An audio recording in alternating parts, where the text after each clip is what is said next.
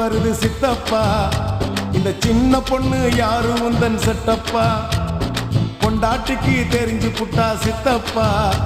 உன் டப்பா கிழிஞ்சு போகும் ஐயா சித்தப்பா எப்பா எப்பா ஞானா உங்க அக்கா எங்கட காணா